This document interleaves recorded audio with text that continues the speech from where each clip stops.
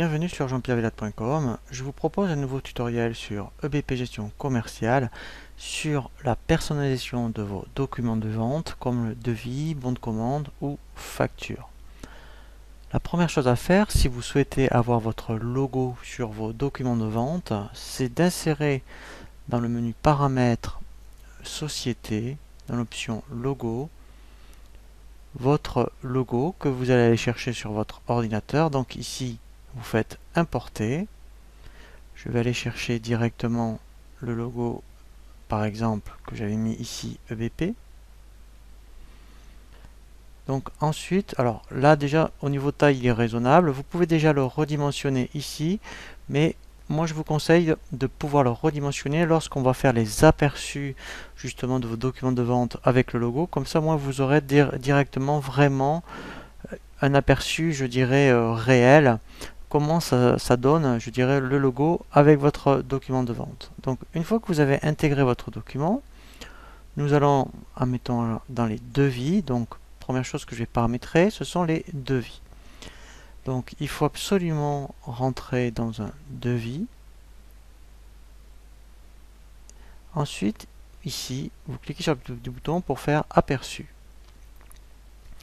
Lorsqu'on va faire l'aperçu, donc par défaut, il se met, voilà, alors déjà par défaut, vous voyez, il se met sur un document avec le logo. Ici, vous avez déjà tous les modèles possibles de logo. Alors, ce qui est bien, c'est que c'est vraiment l'intérêt en plus de ces nouvelles versions sur EBP, c'est que vous pouvez prendre, admettons, un devis, admettons, surtout au niveau du corps qui vous intéresse, parce que vous verrez, en fait, on va se laisser guider par un assistant et tout l'en-tête et le bas du document, en fait, on peut le personnaliser tout en gardant le corps. Donc, l'objectif, c'est de surtout dire quel est le corps du devis qui m'intéresse, admettons, dans tous les modèles que BP me propose.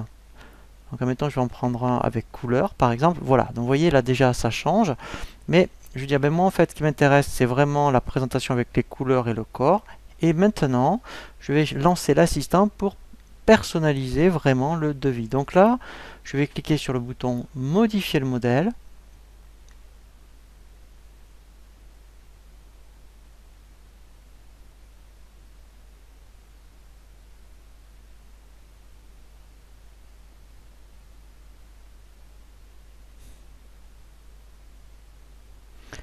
Et ensuite, vous voyez déjà au niveau du modèle, la première chose que l'on peut personnaliser, c'est l'en-tête.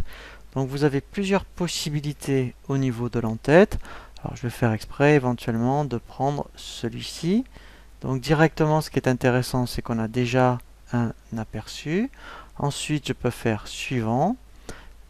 Ici, vous voyez, donc déjà, je peux, voilà, donc lui, ce qui est bien, c'est qu'il a ajusté automatiquement la taille, mais je peux faire modifier le logo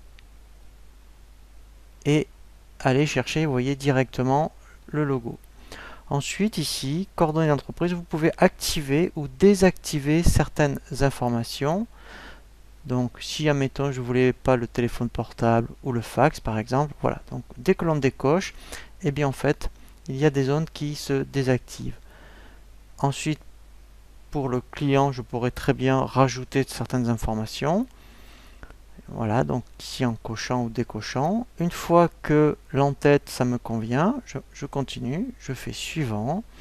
Et ici, ce sont au niveau des colonnes. Donc là, si, admettons, je veux faire apparaître directement les unités par rapport au poids, par exemple. Donc là, voilà, vous voyez, alors ce qui est bien, c'est qu'il redimensionne automatiquement, voilà, les colonnes. Donc après, si vous voulez, vous voyez, donc si le client n'a pas besoin de voir la colonne code, je décoche ici la colonne. Donc là, ce qui est bien, c'est que automatiquement, il va, voilà, mettre à jour la zone description. Je peux sinon moi-même ici, en fonction de la colonne dans laquelle je me trouve, ici vous voyez redimensionner directement la largeur. Je peux me mettre même en gras, en italique, changer la police.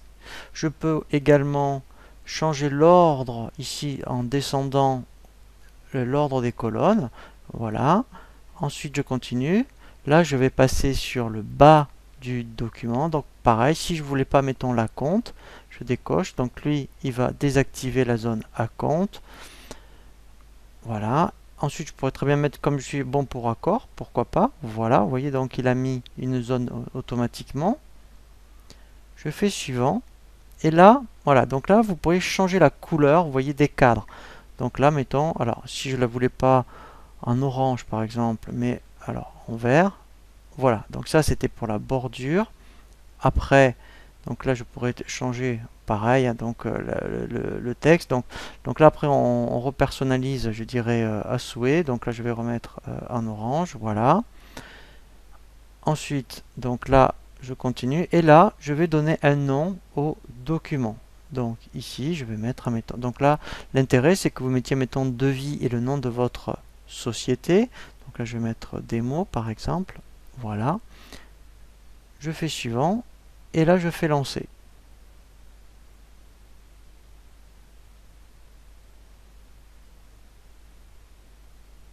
Voilà, et là, j'ai terminé. Donc après, vous voyez, voilà, donc là, il s'est mis directement dessus. Donc après, si j'ai besoin de rééditer, eh bien, dès que je vais faire aperçu, voilà, donc par défaut, il se définit par les données, mais là, après, voilà, donc là, ici, il l'a classé, je prends devis démo, et voilà, je vais avoir mon devis personnalisé. Voilà, donc après, effectivement, cette manipulation, il faut la refaire à la fois pour les commandes, les factures, mais c'est vraiment le même principe. Dès que vous faites un aperçu d'une facture, vous pouvez,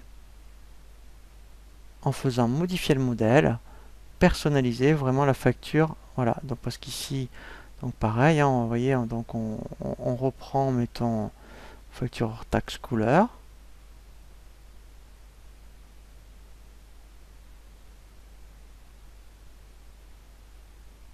Voilà, et en faisant modifier le modèle, eh bien, on refait toutes les manipulations que vous avez fait pour votre devis. Mais ça va relativement vite, et puis c'est vrai que vous le faites qu'une fois, et après, vos documents sont personnalisés.